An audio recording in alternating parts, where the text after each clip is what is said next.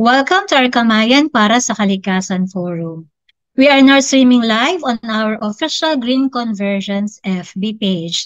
As always, we'll start with a reminder of our Tum Etiquette, followed by the opening prayer and the Philippine National Anthem. Makakalikasang araw po sa ating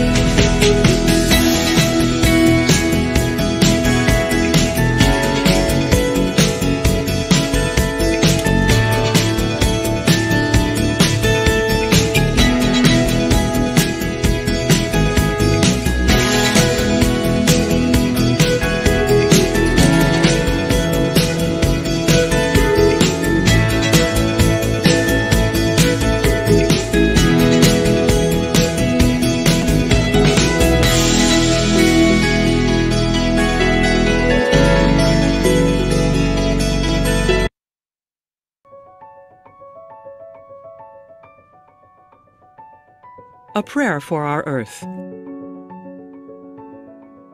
All-powerful God, you are present in the whole universe and in the smallest of your creatures. You embrace with your tenderness all that exists. Pour out upon us the power of your love, that we may protect life and beauty. Fill us with peace, that we may live as brothers and sisters, harming no one. O God of the poor, help us to rescue the abandoned and forgotten of this earth, so precious in your eyes. Bring healing to our lives, that we may protect the world and not prey on it, that we may sow beauty, not pollution and destruction. Touch the hearts of those who look only for gain at the expense of the poor and the earth. Teach us to discover the worth of each thing, to be filled with awe and contemplation, to recognize that we are profoundly united with every creature as we journey towards your infinite light. We thank you for being with us each day. Encourage us, we pray, in our struggle for justice, love, and peace.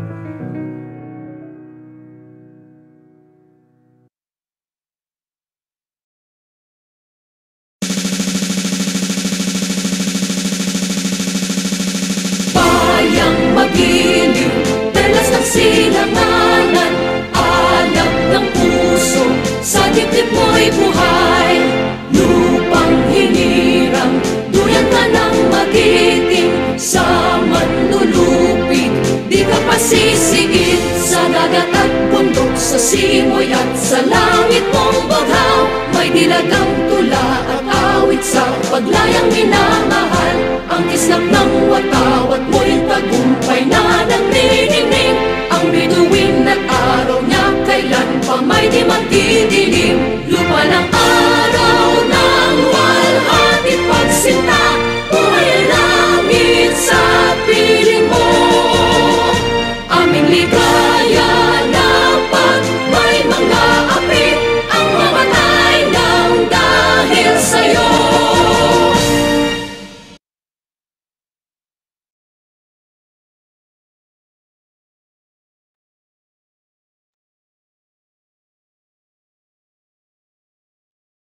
Afternoon to all, isang makakalikasang araw sa ating lahat, and welcome to this month's Kamayan para sa Kalikasan Forum, brought to you by Green Convergence. And I am your host for this discussion this afternoon. I am Mark Tinaw. Today, as we celebrate the 14th or the 417th session or the 35th anniversary of Kamayan para sa Kalikasan Forum, we are set to have strong discussions. Of course, as we all know, the May 2025 elections are coming up.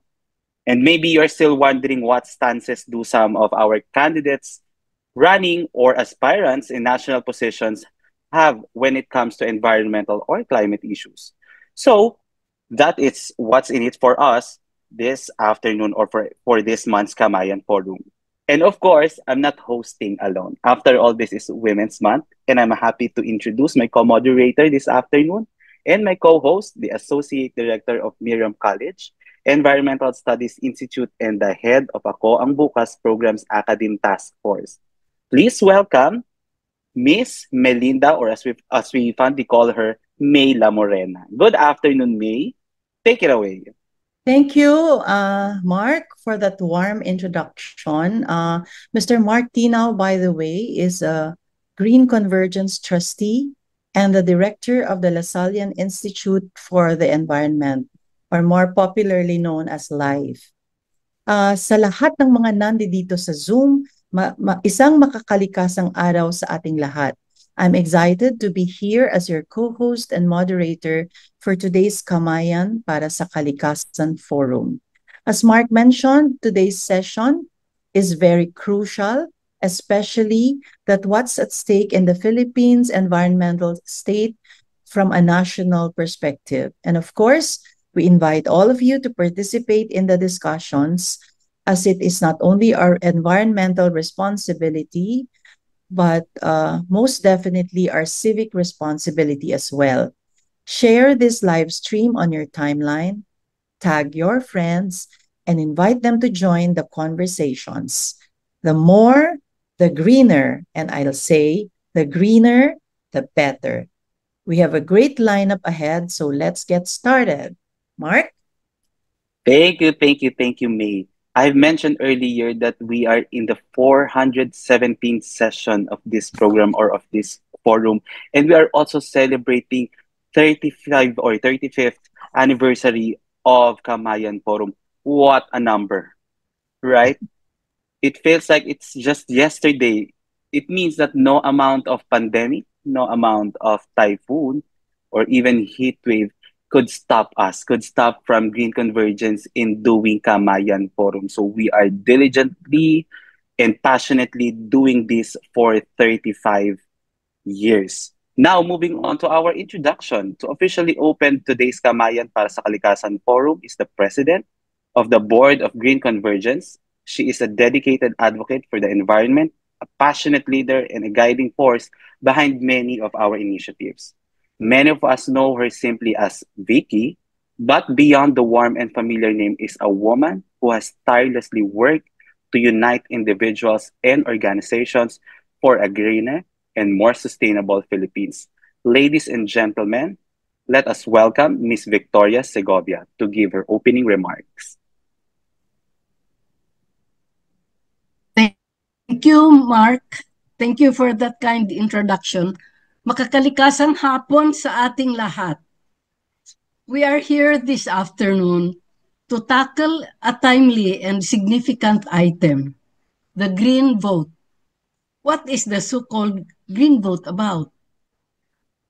Why is it a very important item to consider as we prepare for the May elections? We are all aware that laws and governance affect our ecosystems, our planet, our habitat, or what we call our common home. That is why it is very important that we elect leaders who would bring the sound management and sustainable development of our country's rich and precious natural resources. We are observing with sadness and consternation the way some political powers are involved in the destructive and extractive industries that enrich themselves and their allies only, to the detriment of the common good and the healthy functioning of our ecosystems. Worse, the destruction of our natural ecosystems often lead to disasters, poverty, and loss of precious lives. It is time to gather together, to hold hands, and see to it that we choose leaders who do their mandate to serve the people. We can do this by choosing the right individuals who will craft laws and act to protect our ecosystems, our planet, and our lives. This is more urgent today as we see the devastation of our common home due to human abuses. We need to elect leaders who are concerned about climate change. We need leaders with a green agenda. Do we have them in our midst? Let us listen to our resource speakers this afternoon and decide how to choose leaders who satisfy our criteria as Berding Kakampi. Please participate actively by asking questions and giving your own opinions so that a healthy dialogue can happen. I would like to take this opportunity to congratulate Kamayan sa Kalikasan for 35 years of reaching out to everyone who are interested to promote dialogues that will lead to a healthy, sustainable Philippine society. God bless us all. Thank you, everyone. Thank you, Mark and May. Thank you so much, Miss Vicky, for that warm welcome and for setting the stage for today's discussion. And as always, your dedication and passion continue to inspire all of us here in Green Convergence and in the green environmental arena here in the Philippines. But before we move on to our Kamayan proper, I'd like to at least request all our participants here, not just here on Zoom, but also our participants from Facebook to please kindly share where you are right now and probably your organization, and we can give a shout out to you. We may not be able to mention each one of you or your name or by your institution, but this would be able to know where you are right now. And of course, I think it's incumbent upon me and imperative for me to greet each and every woman here in this room, Zoom room, and Facebook participants. Happy Women's Month. Thank you so much for your contribution. And now, before we dive in, let us first celebrate and recognize the journey and the achievements of Kamayan para sa Kalikasan as we are celebrating 35 years in existence. That's right, Mark. So I'm just thinking, what is it like to have a movement that is run for 35 years? For the young, that would seem like eternity. For someone who has just turned senior like me, that's more than half my age. So I'm just in awe and am wondering, how is it like to be part of a movement that has lasted long? To give us a preview of what 35 years looked like for Kamayan, we give the floor to someone who's always been loyal and dedicated to the movement that Kamayan has forwarded ever since. The moderator of Kamayan para sa Kalikasan, Ms. Marie Marciano.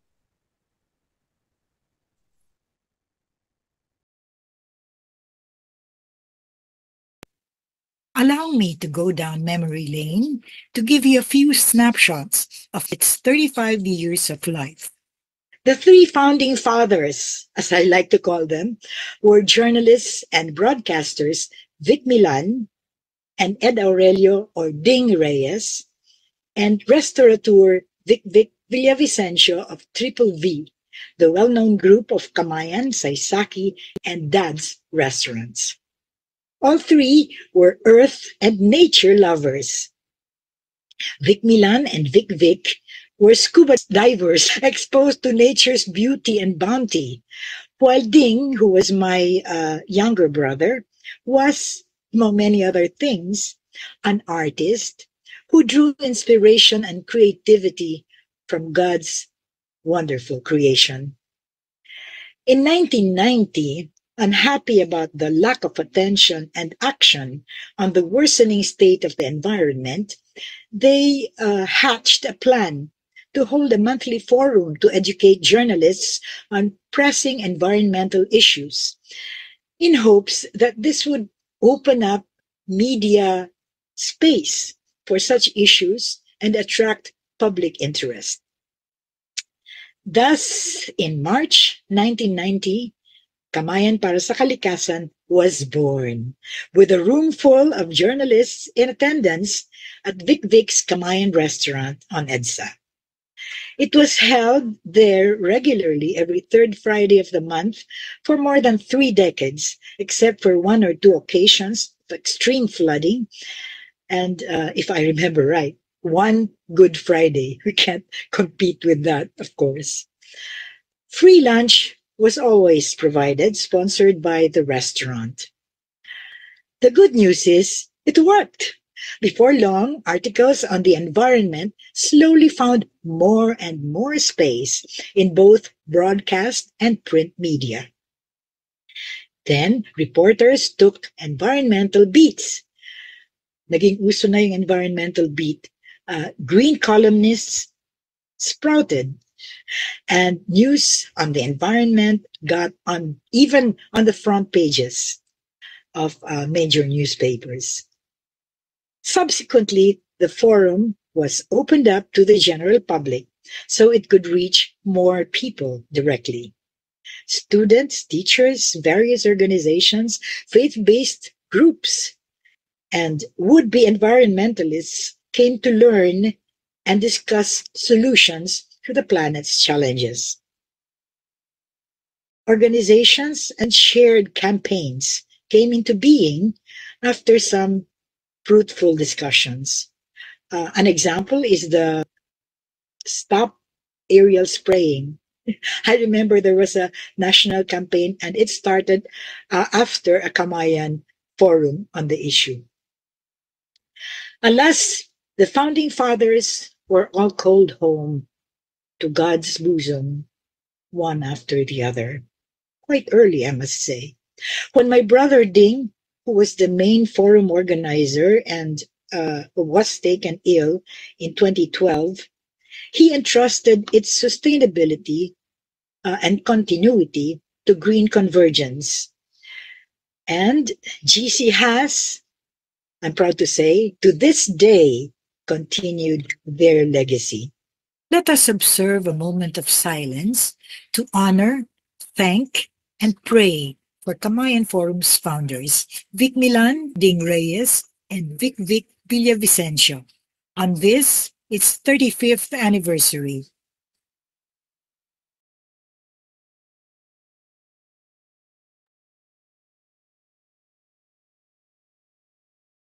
Okay. Thank you so much. Yeah. Thank you very much, Miss Marie, for that moving presentation for Kamayan's 35th anniversary. And now I stand corrected, May, because I mentioned earlier, Green Convergence never stopped this Kamayan Forum since 35 years ago. Now I stand corrected. There was one time, it was a Good Friday that they stopped. So I think it's reasonable. Let's give it to Yeah. God. It's Yeah. reasonable and acceptable that we stop for one Friday. It's Good Friday. Personally, I am very happy that one of my favorite restaurants, and I'm sure it's a favorite of the majority of us also, is at the forefront of this movement. And I am in awe of the 3 founding fathers of the Kamayan Forum, Vic Milan, Ding Reyes, and Vic Villavicencio. Truly a meaningful and inspiring journey. Correct. Yes. Again, thank you, Miss Marie. I think we also have another short spin. Please take it away, GC. Hindi ang pera ang magbibigay ng difference. It's the heart. It's when people really care and they care enough to do. We will work together, and I have not the slightest doubt in my mind that we will make a difference. And do you know why we will make a difference? You know why? Because you're coming from your hearts. Nothing that comes from the heart ever fails. The gift of possibilities. That's the best thing. The gift of hope that yes, something can happen if we work together. The gift of immense possibilities and a much, much brighter future for this country.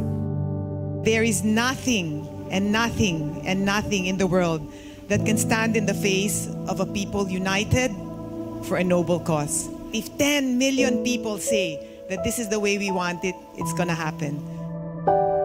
Paradise is not not made of buildings. Paradise is made of people. Kung lahat ng tao dito nagmamahal, matuwid ang daan, nagsisikap talaga, na magiging paraiso ito, di ba? Yung paraiso doesn't come from money.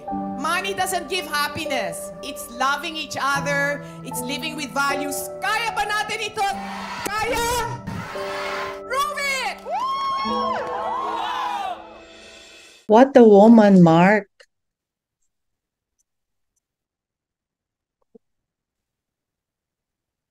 Yes. Really a powerful, powerful, powerful statement.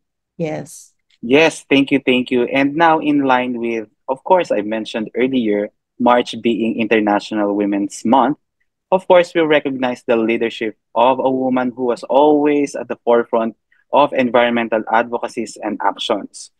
We heard earlier and we saw from the video our very own Miss Gina Lopez. And those dedications still serves as an inspiration to keep moving forward up until this day for International Women's Month. Let us remember the former Secretary of the Department of Environment and Natural Resources, ultimately a Filipino woman leader for the environment. I think let's give her a pause or probably a few seconds for this.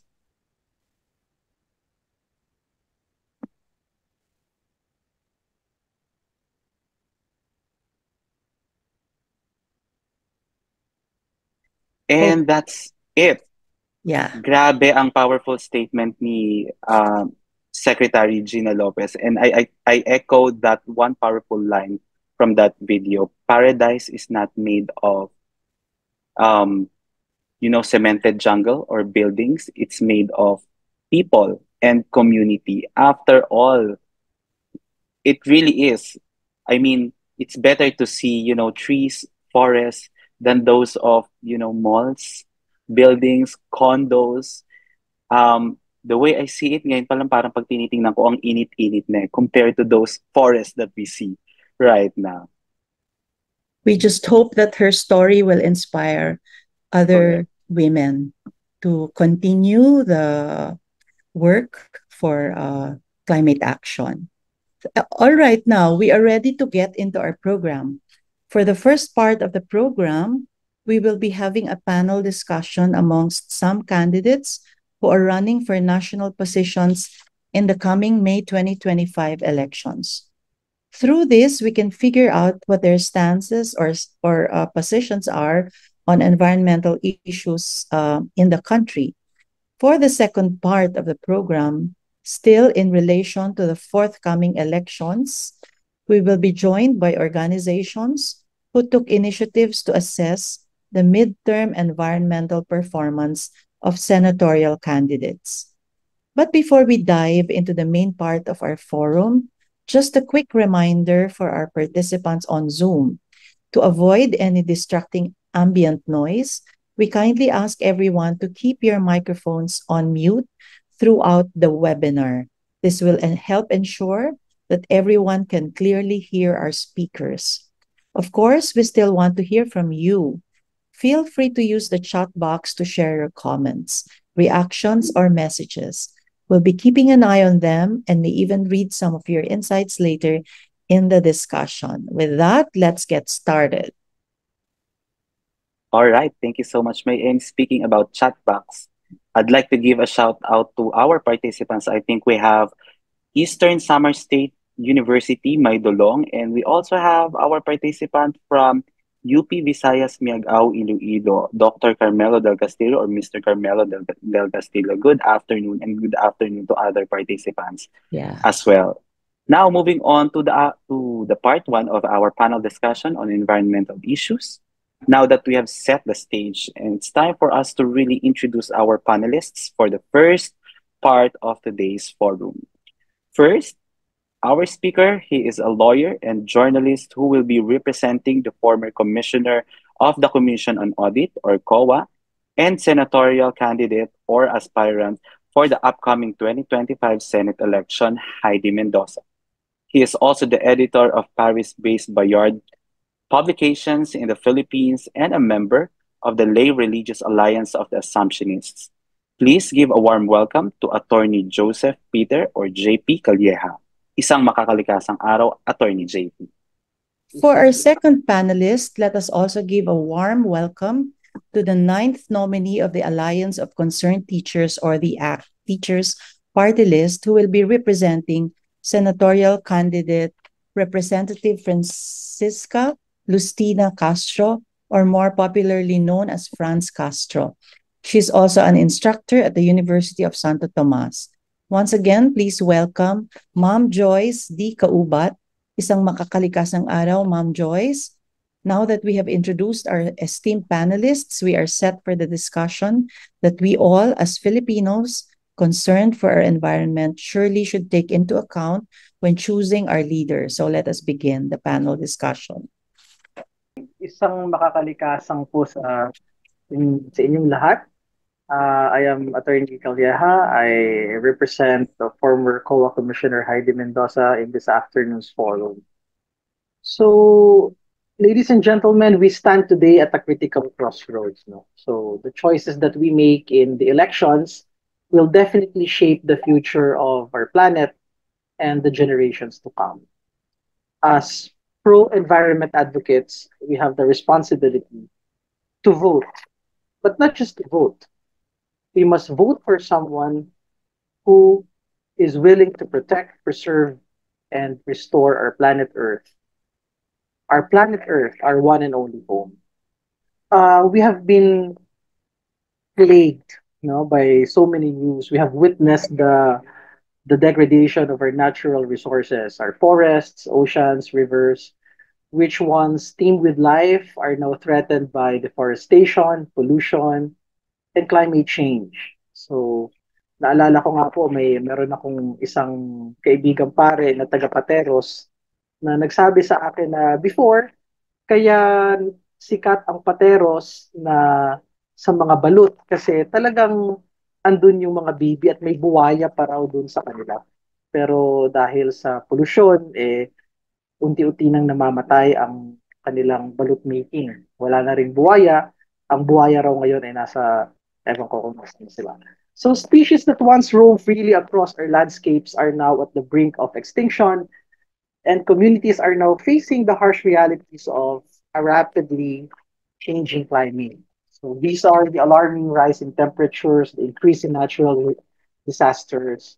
Lahat ito, isa na po itong crisis, and time is running out. But here's the good news. We have the power to make a difference. So every step we take, every decision that we make can contribute to a healthier, more sustainable world. When we talk of social justice, ang unang pumapasok sa ating isipan ay politika lagi, no? Social justice. So we think about politics. Pero our advocacy in climate change, no? Ang ating efforts, ang ating advocacy para sa kalikasan is also a part of social justice.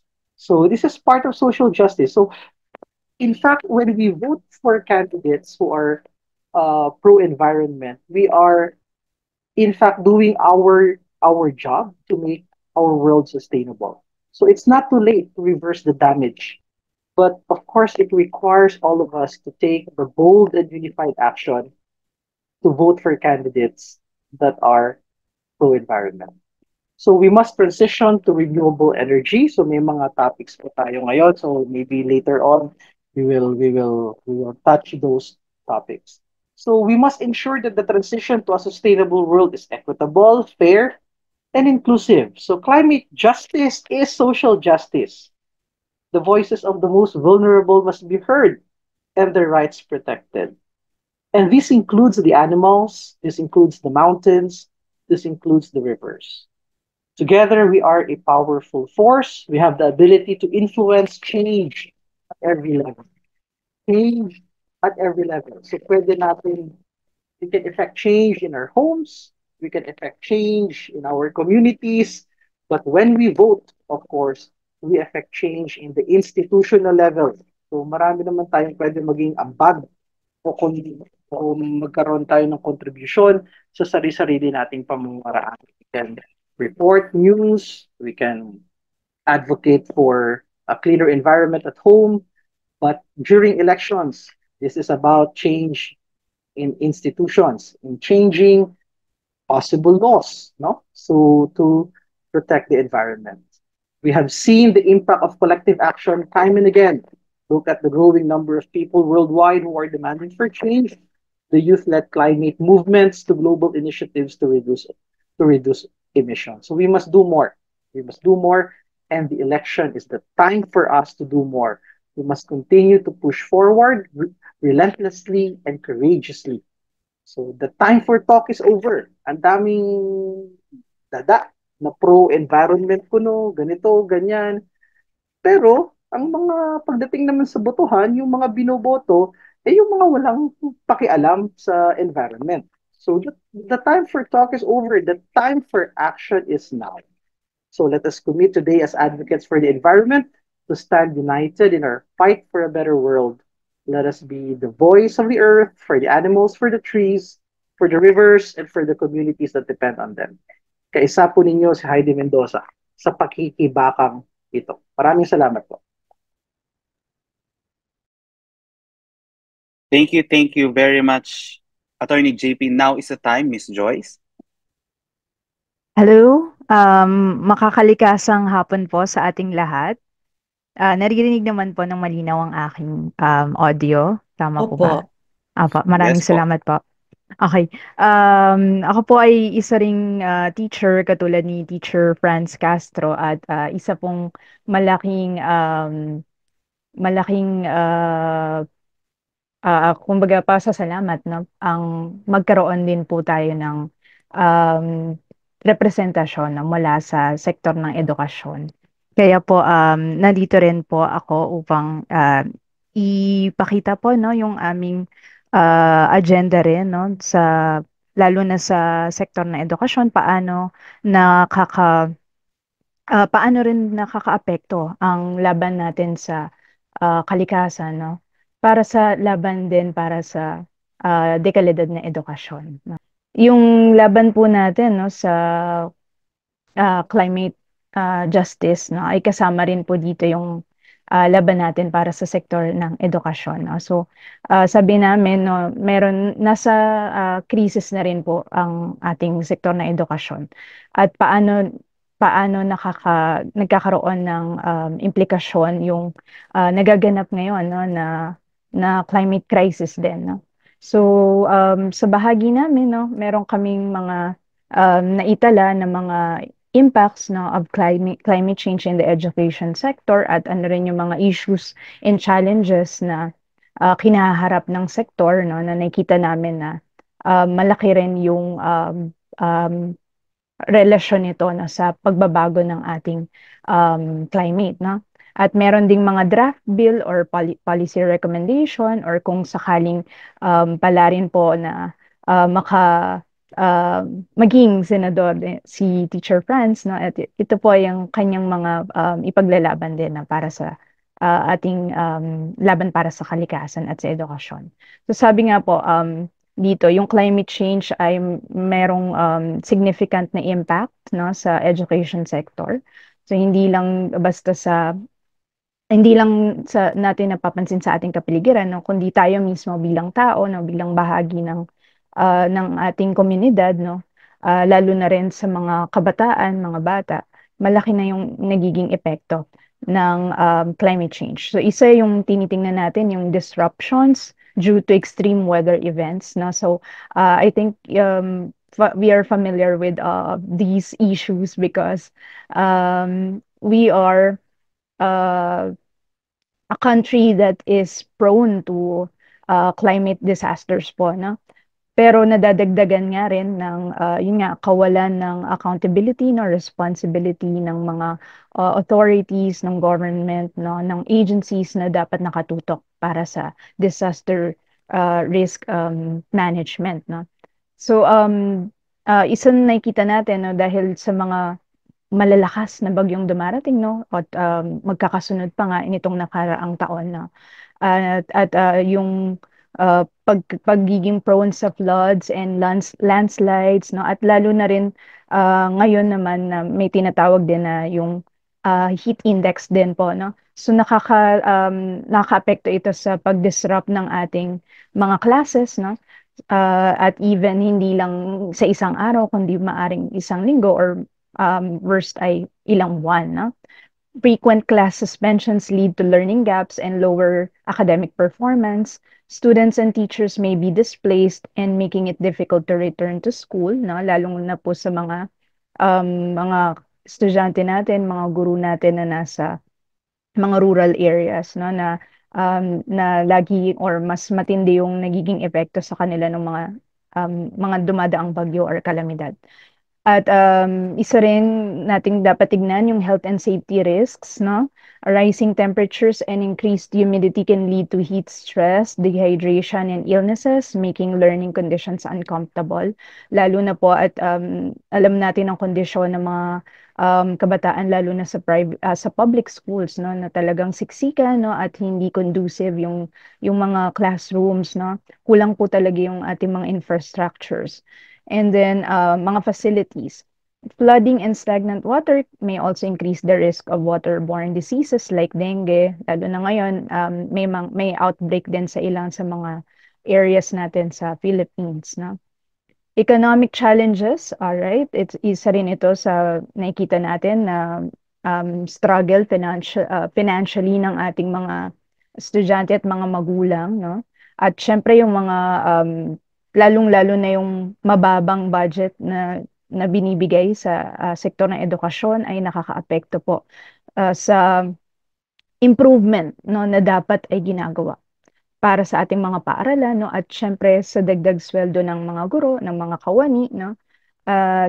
Nakikita natin na napupunta sa korupsyon, napupunta sa confidential funds, no, imbes na mapunta ito sa dapat nitong maging alokasyon, no? At yun nga rin, kahit po sa national budget, nakikita natin na hindi sinusunod yung 6% na GDP dapat na allocated for the education sector. So malaking laban din yung pagdagdag ng budget sa edukasyon, no? Many damage to school infrastructure, so kasama na rin po ito. So dahil nga marami sa ating mga lahat halos ng mga eskwelahan ay hindi talaga climate resilient infrastructure, no? So nakita natin na ito yung nakaka-apekto rin sa learning crisis na nagaganap dahil vulnerable talaga tayo sa mga destructions from typhoons, no, from floods, at marami pong mga paaralan ang nananatiling kumbaga nananatili pong nasa baha pa rin, binabaha pa rin yung kanilang mga eskwelahan, no? Naantala po rin dito ang pagkakaroon ng tuloy-tuloy, no, na pagtuturo sa mga kabataan ng programas natin sa edukasyon, no?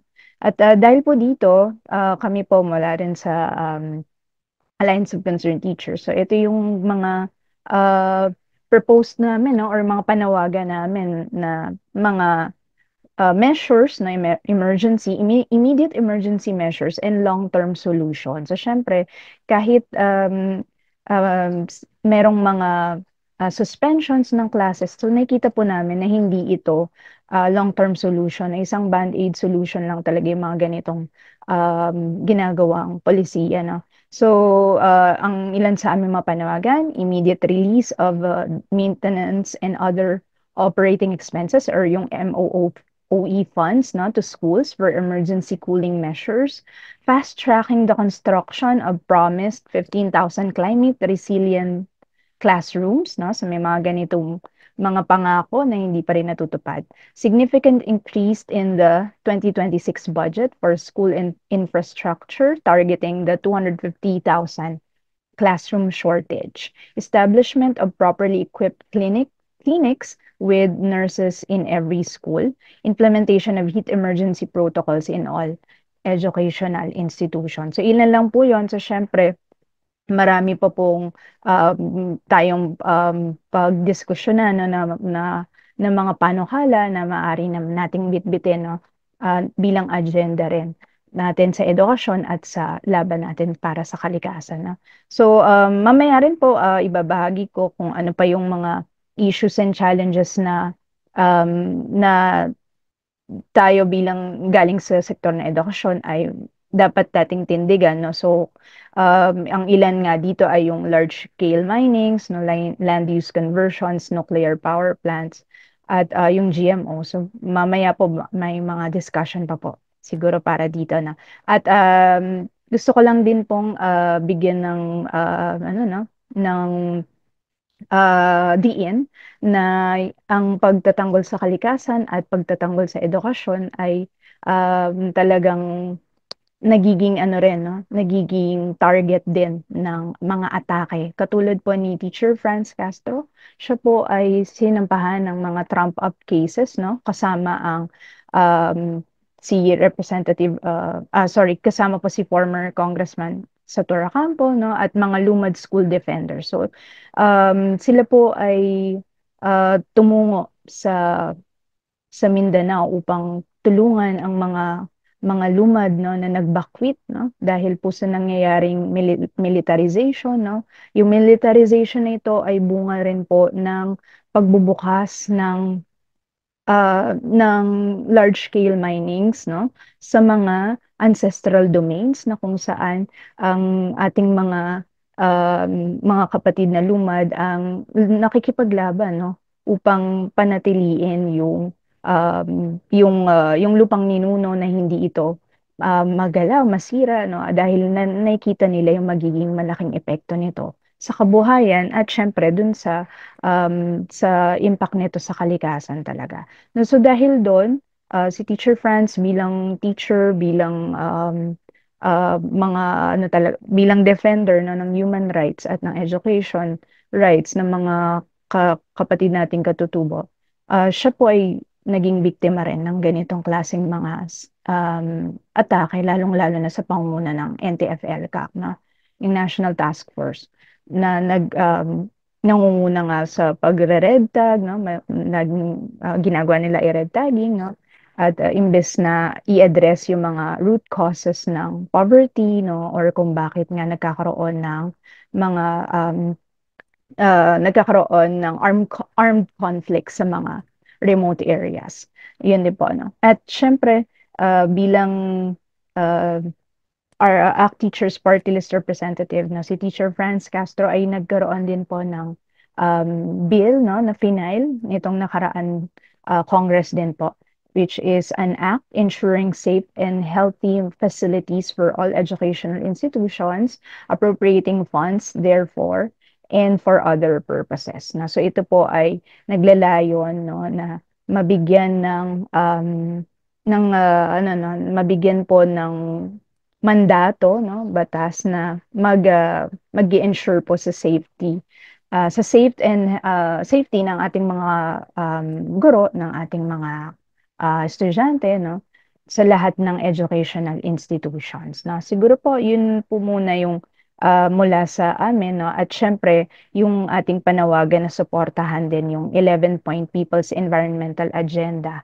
At kasama po rin doon yung sa education na pag-create ng climate resilient schools, no? And then pag-develop ng mga disaster preparedness programs within the educational institutions, integrating climate change education into school curriculum, and of course, yung pag-hold accountable natin sa government when it comes to issues related to climate crisis na dapat po ay maging responsible ang ating mga agencies, ang ating mga departments at manguna, no, sa laban natin para sa climate justice. Okay, yun po. Thank you so much po.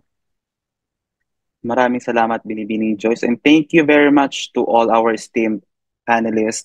Very succinct, very clear, and very concise for having discussed your views, opinions, and perspectives regarding environmental issues that we have addressed in the panel discussion.